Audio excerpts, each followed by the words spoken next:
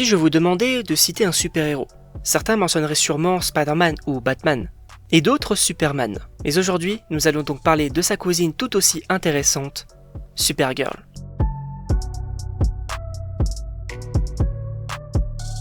Dans les années 30, les premiers comics avec les super-héros furent leur apparition, et DC Comics, via les Action Comics de l'époque, introduirent Superman auprès du public. Ce super-héros, un peu cliché mais haut en couleur, permit la démocratisation de DC avec plusieurs autres personnages. Je peux citer par exemple bien évidemment Batman, Wonder Woman ou même encore Flash. La Justice League arriva peu de temps après et leur concurrent, Marvel, se développait aussi. Cependant, là où Marvel créa beaucoup de personnages, parfois très différents, DC se différencie avec des familles de super-héros avec comme base leur tête d'affiche. Je peux notamment citer par exemple la Bat Family.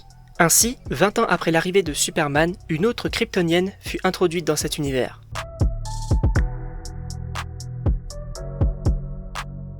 On pourrait penser que cette nouvelle version est juste une copie féminine du super-héros, comme Batgirl ou Spider-Woman.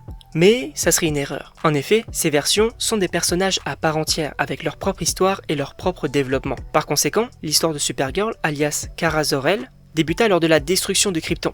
Là où Superman fut envoyé sans problème vers la Terre, le voyage de Kara fut un peu plus mouvementé, à tel point qu'elle arriva sur Terre lorsque Clark Kent était adulte et exerçait ses fonctions de super-héros. Elle a donc eu du mal à s'adapter à sa nouvelle vie d'adolescente extraterrestre. Elle représente cependant une nouvelle génération de héros, plus jeunes et surtout plus inexpérimentés.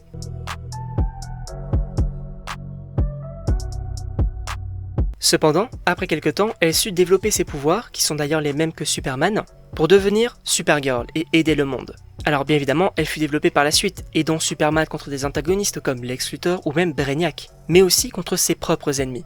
Elle devint donc une super-héroïne à part entière avec des histoires solo très intéressantes. Alors personnellement, je n'ai vu que l'adaptation du Arrowverse avec la série Supergirl. Bon, on va pas se mentir, ce n'était pas vraiment fou, mais ça restait plutôt sympa à découvrir. Mais maintenant, on va d'ailleurs plus se pencher sur la version des comics.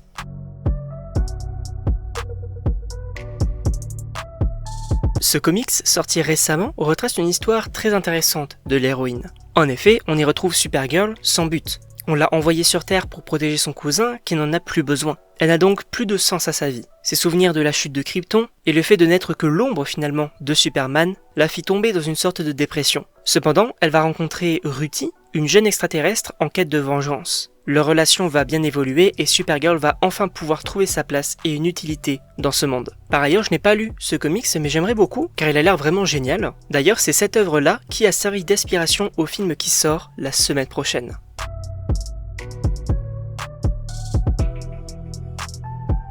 En novembre 2022, le reboot de l'univers DC au cinéma est officiellement annoncé par Warner Bros. Avec à sa tête James Gunn et Peter Safran. Depuis, nous avons eu quelques projets, mais surtout des annonces en lien avec Superman.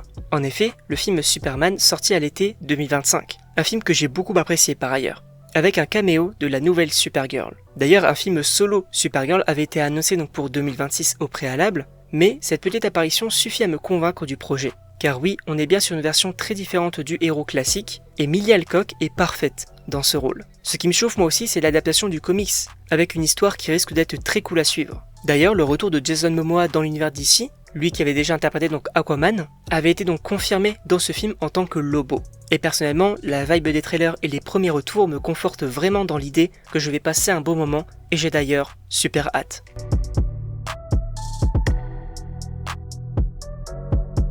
Voilà, c'est la fin de la vidéo, alors elle a peut-être été un peu plus courte que les vidéos précédentes, mais j'espère cependant donc qu'elle vous a plu. N'hésitez pas donc à me le dire dans les commentaires, également donc si vous attendez ou non ce film. Je vous invite également donc à vous abonner pour me soutenir et surtout, car on va bien évidemment donc parler du film la semaine prochaine, et j'ai donc très hâte de voir tout ça. Et donc on se retrouve pour une prochaine vidéo.